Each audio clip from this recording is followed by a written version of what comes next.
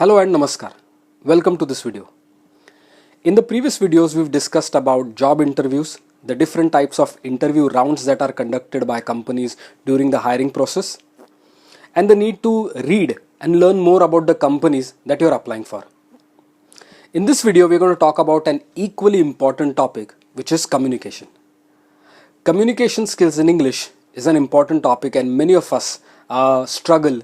Many students are worried and get tensed, especially when they have interviews coming up. Now, but before we talk about this topic, I have a quick question. Do you remember the times when you had learned how to ride your bicycle during your childhood days? Did you learn it in one day? No, right? Well, it took a couple of days, probably a month or so.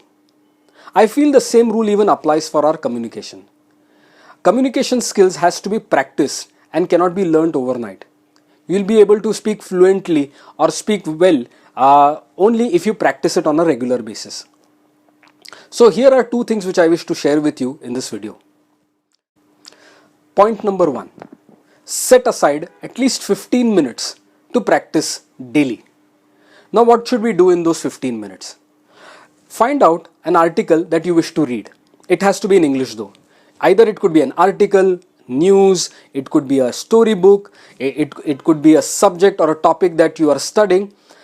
Once you've read that, please mark the important words, new words that you've come across which you don't know the meaning of it. You can find the meaning using an online app, or you can use a dictionary for that. Once you've read it in detail, try and share this article with your friend. You can go and talk to him or her about what this article is all about, but it has to be in English. So essentially we are doing two things. We are reading and we are speaking as well. So we are practicing the language. We are practicing our communication. What if we go wrong? It's okay. It's absolutely fine to go wrong. It's absolutely fine to make mistakes. You might not remember a particular word, or you might not be pronouncing it properly. That's fine. But what we are doing is we are practicing it. I many a times make mistake while practicing, while speaking as well, but that's okay. We need to move forward. We need to learn from our mistakes and ensure that we don't repeat it. The second thing that we can do is make a list of the common interview questions that we come across. Now, in an interview, the regular common questions that are asked are, tell me something about yourself, introduce yourself, why did you choose this as a career, what are your strengths, what are your weaknesses, let's talk about your internships or your project. These are normally the questions that are asked. Why don't we solve this in a notebook? You can write down the question and below it, its answers in English, either in a point form or in a form of sentences, and practice it. You can also use your phone to record your own answers. Imagine as if your interviewer is asking you and you record your answer and then later on view it.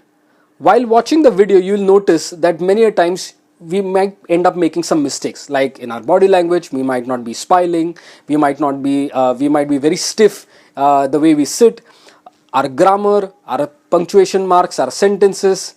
So these are things that we would learn from watching the video. This will help us practice. So these are two things that I wish to share with you today in this video. One is, please set aside at least 15 minutes to practice on a regular basis, and two is to prepare the list of interview questions in English and rehearse them.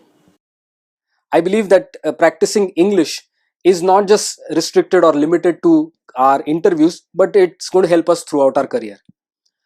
I wish all the students and candidates best wishes for their interviews, and I look forward to seeing you in another video. Till then, it's goodbye and good luck.